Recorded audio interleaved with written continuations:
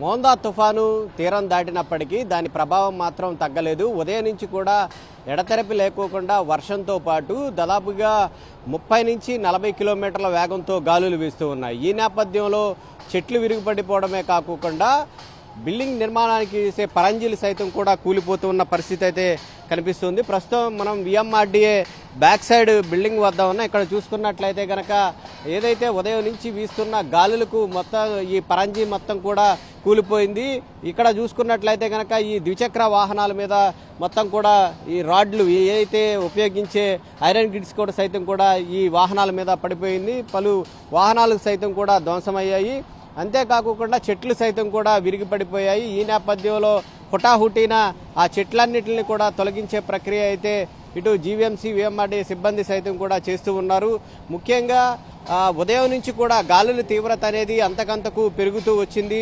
మొదట గాలుల తీవ్రత లేనప్పటికీ కూడా అంతకంతకు గాలుల తీవ్రత అనేది పెరుగుతూ రావడం జరిగింది. ఈ నేపథ్యంలోనే 30 నుంచి 50 కిలోమీటర్ల వేగంతో గాలులు అనేవి వీస్తూ ఉన్నాయి.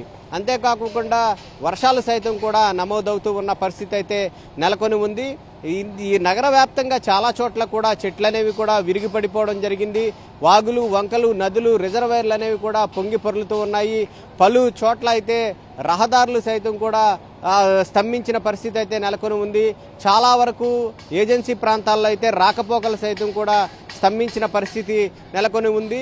అయితే ఈ నేపథ్యంలోనే ఇది తీరాన్ని దాటినప్పటికీ కూడా దీని ప్రభావం అనేది ఉంటుందని వాతావరణ శాఖ అధికారులు చెప్తూ ఉన్నారు. రాగల 24 గంటల వరకు కూడా దీని ప్రభావం అనేది ఉంటుందని వాతావరణ శాఖ చెప్తూ ఉంది. ప్రస్తుతం ఇది బలహీన పడుతూ వస్తూ ఉంది. మరికొద్ది గంటల్లోనే ఇది తీవ్ర వాయుగుండంగా, మరికొద్ది గంటల్లో వాయుగుండంగా కూడా ఇది బలహీనపడే అవకాశం ఉంది. అయినప్పటికీ కూడా ఇక్కడ చూసుకున్నట్లయితే ఈ తీరాన్ని దాటే సమయంలో ఏ మేర అంటే ఇది తీరానికి అత్యంత సమీపంగా వచ్చే కొలది ఏ మాత్రం గాలులు వేస్తాయో ఇది తీరం దాటినప్పుడు కూడా అదే గాలుల వేగ తీవ్రత అయితే కనిపిస్తూ ఉన్న పరిస్థితి అయితే ఉంది.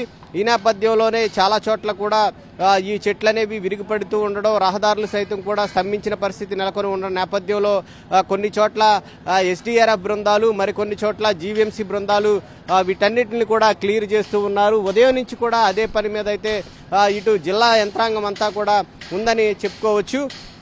మరి ముఖ్యంగా చూసుకున్నట్లయితే కనుక ఈ వర్షాలు సైతం కూడా ఎక్కువగా కురుస్తూ ఉన్న నేపథ్యంలో ఇటు ఎగువన కురుస్తున్న వర్షాల కారణంగా సైతం కూడా ఈ ఏదైతే చెరువులు అయితేనేమి కానీ, నదులైతేనేమి కానీ, రిజర్వాయర్లు అయితేనేమి కానీ నిండుకుండలా మారిన పరిస్థితి అయితే నెలకొని ఉంది. ఈ నేపథ్యంలోనే ప్రజలెవరూ కూడా అత్యవసరం అయితే తప్పించి ఎవరు కూడా బయటకు రావద్దంటూ కూడా హెచ్చరికలు జారీ చేస్తూ ఉన్నారు. గాలుల తీవ్రత ఎక్కువగా ఉన్న నేపథ్యంలో ఎందుకంటే చెట్లు అనేవి కూడా విరిగిపడే అవకాశం ఉంది. విద్యుత్ స్తంభాలు కూలిపోవడం కానీ, లేకపోతే కమ్యూనికేషన్కి సంబంధించిన స్తంభాలు కూలిపోవడం కానీ ఇలాంటివి చోటు చేసుకుంటూ ఉంటాయి. ఈ సమయంలో ప్రజలు ఎవరైనా బయటకు వచ్చినట్లయితే ప్రమాదం పొంచి ఉండే అవకాశం ఉంది. కాబట్టి సాధ్యమైనంత వరకు ప్రజలెవరూ బయటికి రావద్దంటూ కూడా హెచ్చరికలు జారీ చేస్తూ ఉన్నారు. ఈ మోందా తుఫాన్ ఎఫెక్ట్ని అయితే మనం ప్రత్యక్షంగా చూసుకోవచ్చు.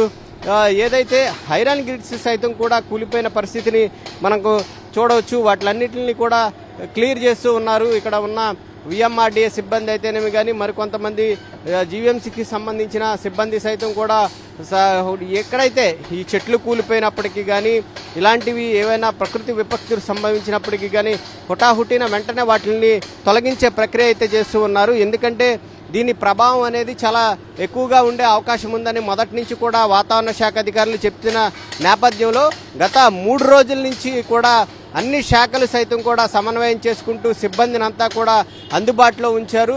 ఈ నెల 31వ తేదీ వరకు కూడా సిబ్బంది అందరికీ కూడా సెలవులను సైతం కూడా రద్దు చేయడం జరిగింది. ఎక్కడికక్కడే కమాండ్ కంట్రోల్ రూమ్ను ఏర్పాటు చేశారు. ఎక్కడ ఏ ఆపద ఒకవేళ ఎక్కడన్నా చెట్టు కూలిపోయినప్పటికీ కానీ, పలానా ఏరియాలో ఏమన్నా స్తంభాలు కూలిపోయినా, విద్యుత్ అంతరాయం ఏర్పడినా ఆ కమాండ్ కంట్రోల్ రూమ్ కనుక ఫోన్ చేసినట్లయితే హుటాహుటిన వాటిలన్నింటినీ కూడా పునరుద్ధరించే చర్యలు అయితే చేపడుతూ ఉన్నారు.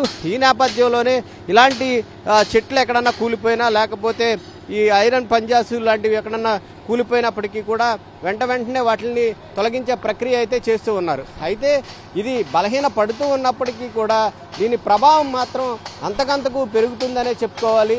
అత్యధిక వేగంతో గాలులు వీస్తూ ఉన్న నేపథ్యంలో చాలా చోట్ల కూడా నగర వ్యాప్తంగా చెట్లు అనేవి పడిపోతూ ఉన్నాయి.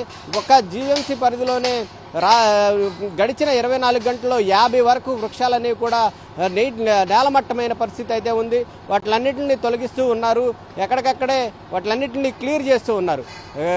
రాగల 24 గంటల వరకు దీని ప్రభావం ఉంటుంది కాబట్టి అత్యవసరమైతే తప్ప ప్రజలెవరు బయటికి రావద్దని అయితే అధికారులు కోరుతూ ఉన్నారు. కెమెరా పర్సన్ సత్యతో జార్జ్ 10 టీవీ విశాఖ నుంచి.